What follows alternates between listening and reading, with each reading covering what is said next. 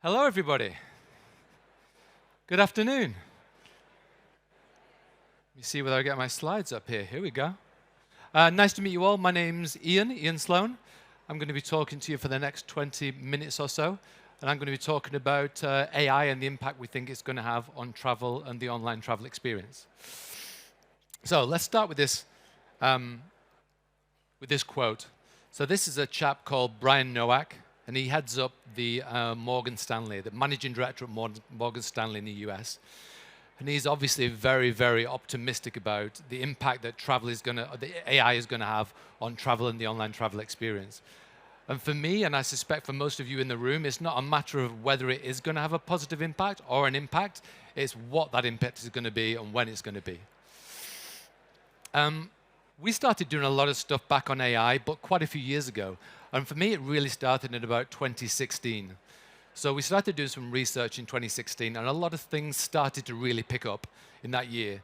So if you look on the screen, we see a lot of the leading tech companies and a lot of the leading retail companies really start thinking about and using AI.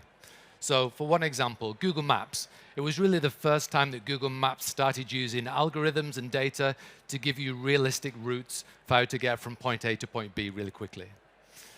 In terms of Netflix, this was pretty much the first year when Netflix started doing tagging and recommending TV shows and films to you.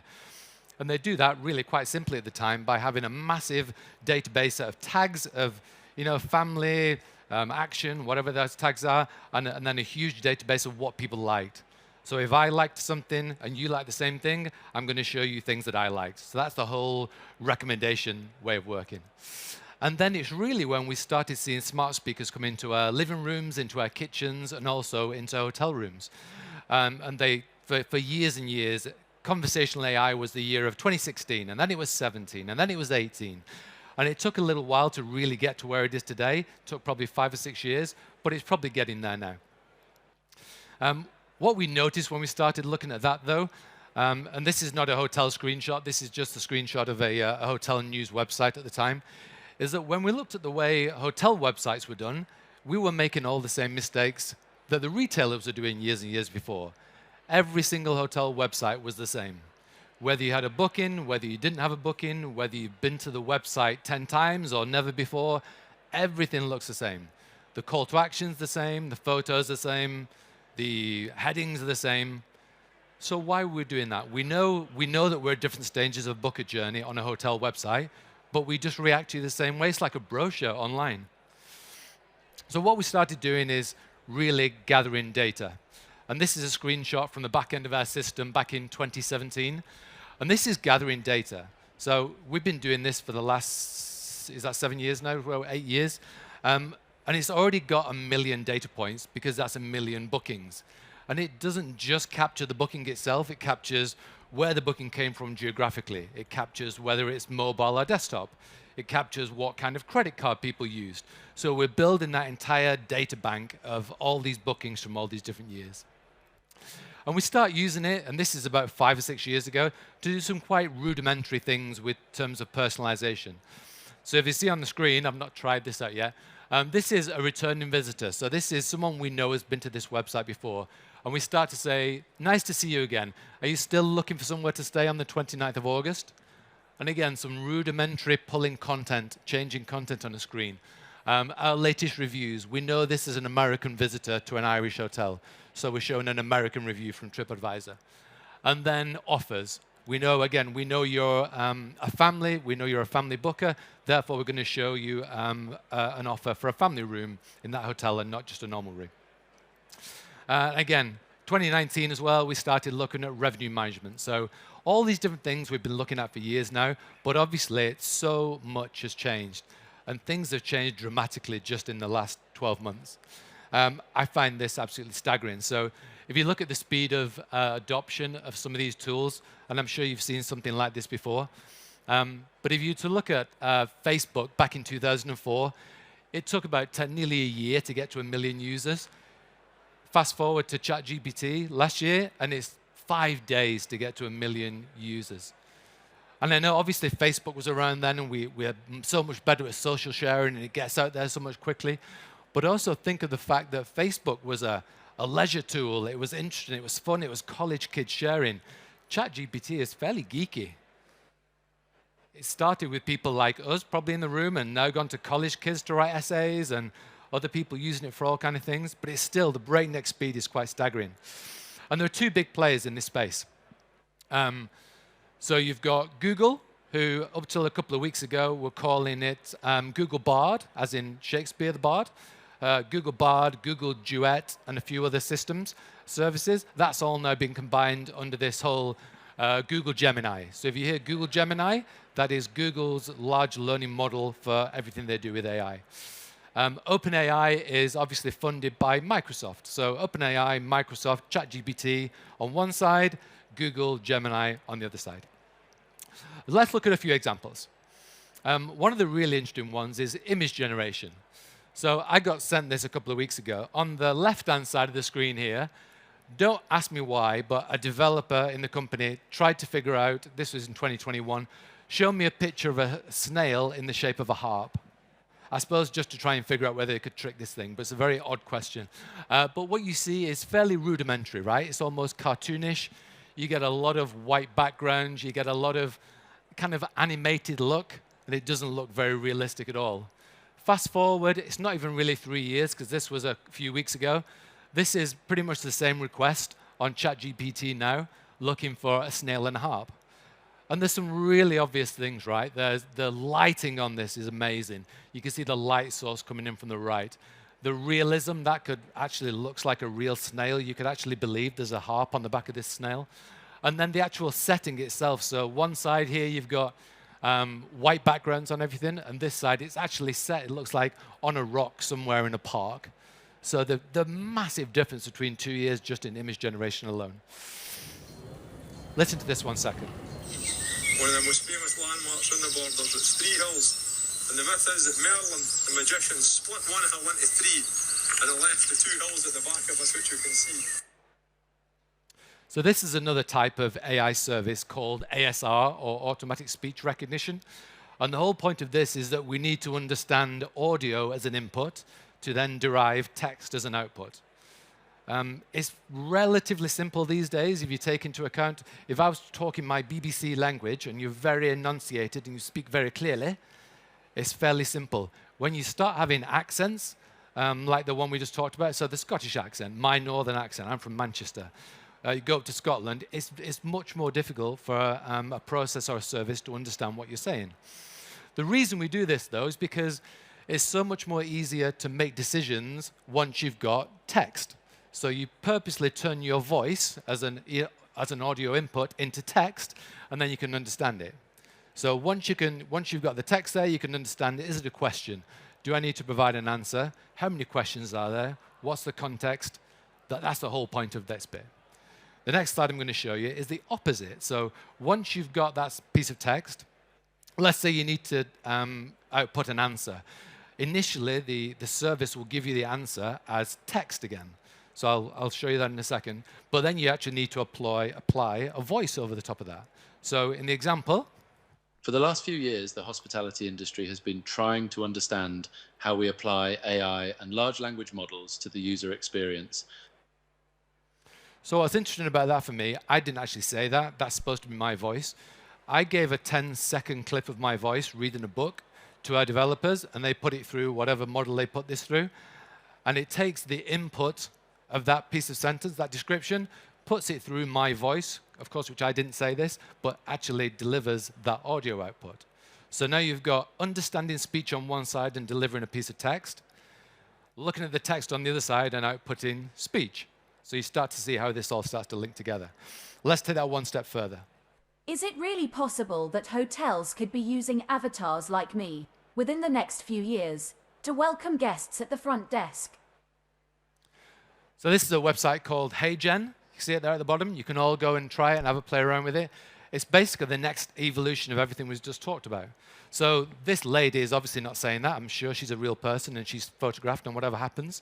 But you just effectively put in an input into this system to say these things. The video and the AI does all that clever stuff with her voice and makes it look like she's moving and talking, and you get the output of the video. I'm going to apologize for the next bit because it's excruciating. Believe me, more so for me. Add all these things together, and I'm going to show you what the developers gave me, which is why we've got this lovely slide. So you look at the speech recognition, you look at how it understands. So what happened here, and this takes about 10 minutes, which is the bit that I find amazing. You've got a static photo, so I think this is my LinkedIn photograph. You've got a piece of audio input, which is my 10 seconds of speech, and then you've got output something. Hello, everyone, and welcome to our presentation at ITB. It's great to be here in Berlin. And can I say what a good-looking audience we have today? We think that AI is at the core of hospitality and technology. What do you think?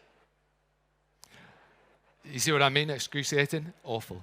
Right, but you get the point, right? It's not great, it's not perfect, but it doesn't really need to sound like me.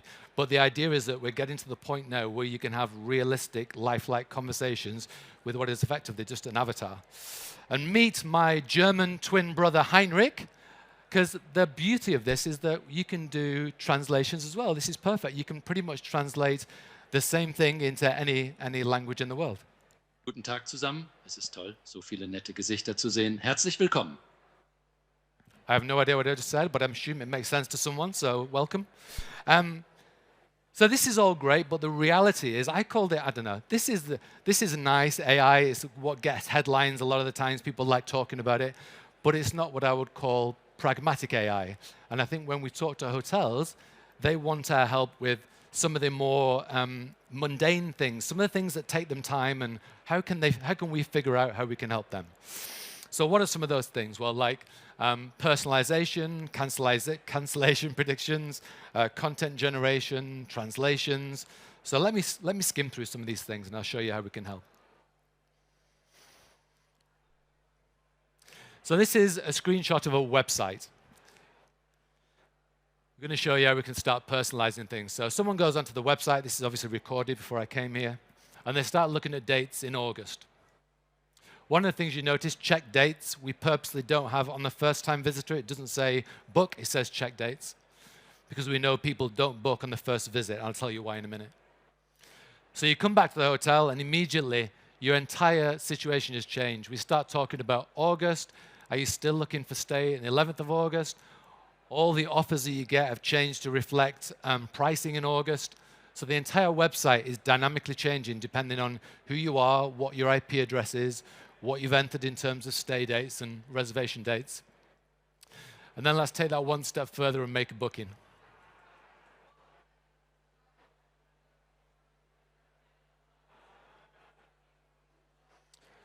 So they've now got a booking. They're going to go back to the home page of the hotel.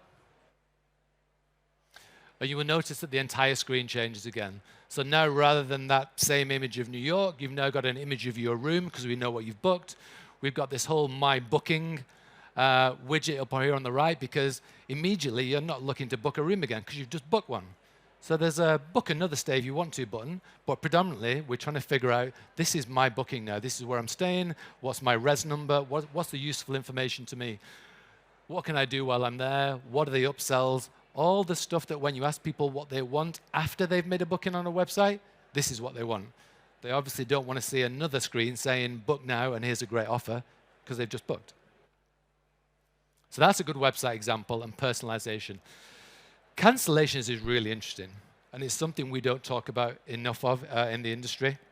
So this is a screenshot of our back-end analytics, and I'll take you into a couple of the details.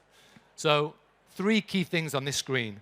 One is the number of website visits. So the reason I said earlier we're going to change the call to action on the website from book now to check dates is because nobody books on the first time they go to a website.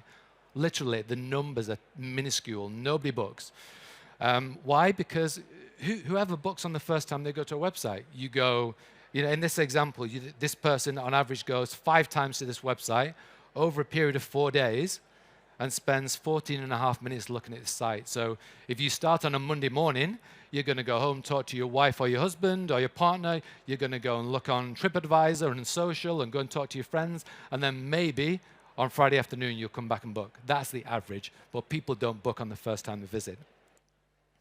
And similarly, the lead time. Lead time kind of triggered us to look at a lot of things about cancellations during COVID. One of the things that we noticed is that cancellations had started to really go up from 2015, and they were going from about 17% in 2015 to 21% in 2019. And one of the biggest reasons for that is trip stacking, as it's called, and that means you couldn't really do it at ITB this week because everywhere's full, but if you're going away for the weekend to Vienna, you might book 3 rooms knowing you can cancel 2 and keep 1. So what do you care? So you book your 3 rooms and you trip stack and then you cancel 2 of them. And that's a huge problem because if you look at the lead time on the screen, if you've got a 125-day lead time or a big lead time for bookings that are coming into you, they've got all that time to cancel, or they've got all that time for an OTA to swoop in and come up with an offer and say, come and stay with us. Booking.com genius. Come and do this. So how do we handle that? Well, one of the things we've done is create a cancellation algorithm. And what this does, and this is where the billions of data sets from the last 10 years really, really helps. It looks at loads and loads of aspects of cancellation. So in what geography were they, people who cancel? What kind of segment? Do couples cancel more than families? Is it people who book on their phone or people who book on desktop? Credit cards they used? All kinds of things go into the kind of mixer, and we come up with what is called a likelihood to cancel score. So for example, I might have a €4,000 booking at the hotel down the street with a cancellation likelihood score of 80%. So the system thinks I'm going to cancel. Kevin might have a cancellation score of 40% on only a €300 booking. So for the hotel, we can now give them a list and say, if you've got any time to focus on this at the front desk, call Ian. Call Ian, make sure that he's actually going to stay on his €3,000 booking because we think he's going to cancel. 2 things after this. One is, this is obviously not good enough today, and the next stage of this is, how do we then use that data to actually automate it and power the next step? So what you actually want is that data to go into a CRM, the CRM to trigger either a call or a text or an email to that person, to me, to say, don't leave, here's a free upgrade, a bottle of wine, something that will tie me into that room because we know how valuable that is. Okay. Let's have a look at content generation. The last chap who was on the stage talked a little bit about this. Let me just run through this really simple animation. One of the things that revenue managers and people in hotels and sales marketing directors say to us all the time is that they spend all of their time writing content and even more irritating variations of content. So you might have your long room description or description for your hotel for your website, but then you need a version for you send out in email, you need one for the GDS, for the OTAs. You need like 10 different variations of room descriptions and rate descriptions. We don't need to worry so much about that anymore. The models are so good now that we can take one of those inputs and automatically generate all those outputs for you. So if you think about the thousands and thousands of variants of that across your hotel or across a hotel group, it saves a ton of time for lots of people. Following on from that, and more related to websites, if anyone's ever gone through a website project, you'll know that it relies heavily on assets and thousands of assets. We've done about 250, 300 hotel websites in the last couple of years. One of the things you always get from the hotel or the group is a large zip file with assets in, and you might have 100 or 1,000 photos, and I guarantee every single time they're all called 001, 002. Useless. Useless for categorizing them, for which section of the website they're going on. Absolutely useless for SEO. Really difficult to do at scale because it relies on someone, whether it's with us or at the hotel, to manually go through them, and it's painful. There are now services we can use that can do this for you. So in the example above, you see a really simple photo of a couple in a jacuzzi in a spa. And this is actually one that we did a couple of weeks ago. The system will generate that content for you. So it changes the title, it suggests an alt tag, and it gives you a file name as well. So number one, when you start putting the website together, it's so much easier. And number two, the SEO ranking potential of this is absolutely unbelievable. So think about that when you're thinking about your websites. Translations is really key as well. And again, somebody touched on it earlier. I used to work for 2 of the bigger hotel brands in the world, and we used to call it localization at the time. And it was always really painful for two reasons. One was it took a ton of time. So if you wrote a hotel description in the content management system in English, it used to fire off a workflow for every single one of the language variants. So if I needed that right in French and Spanish and German, it would literally fire off a workflow into the email of a content creator or writer in Germany or Spain. They would open it, write it again, send it back in. Someone would print. It's awful. It takes weeks. It costs loads of money with these translations agencies. And really, we shouldn't be thinking like that anymore. So this is actually an example from the back end of one of our systems. So this is not this is not guest facing. It's our customer facing, though, as in it's hotels. So let's say you're a revenue manager coming into the back end of the system. You've got a long rate description or a room description. We have now embedded the functionality where you can translate that into any language you want from the back end.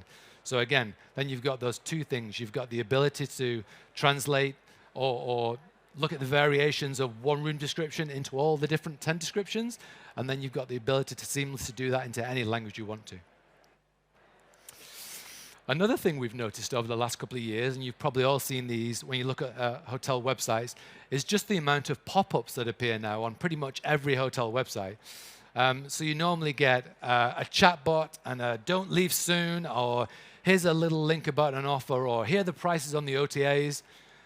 And the massive problems with that is they all normally come at the same time. On their own, they probably sound like a good idea, and they probably are. You get all four of those on a site at the same time, and what happens?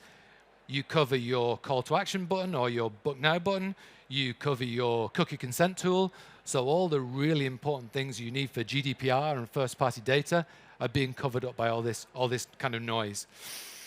So what we tried to do is pull all this together, and I'll show it's a really quick, it's like a 4-second video, so it happens too quickly. But the idea is that all of this stuff doesn't need to be in separate windows and pop-ups. The idea is that we pull all that into one panel and present you the data that's relevant to you. So I'll let it play. It's really very quick.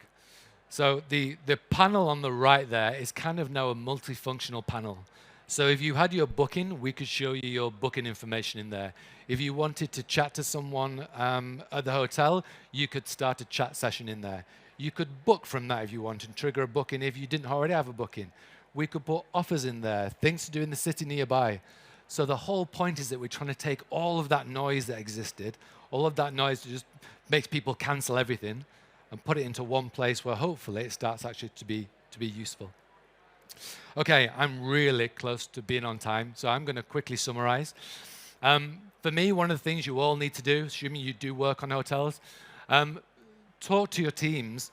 Don't just go away from ITB and say, oh, we want to do cool video things. Talk to them about the kind of repetitive things they do and figure out how you solve those. Personalization is no longer an option. All your competitors are doing it. The OTAs are doing it. Figure out you need to do personalization, but you need to do it at scale. And the last one is think about how you reach your guests, because they're on different channels or on different on different devices. So reach your guests where they are, and critically in the language they are. So thank you. Oh, just one little thing.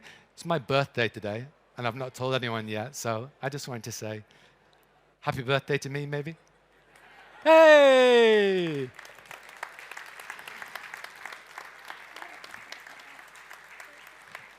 Am I doing questions, or am I exit stage left? Okay. I've got 4 minutes if anyone has any questions. If not, I will go. Yes, sir.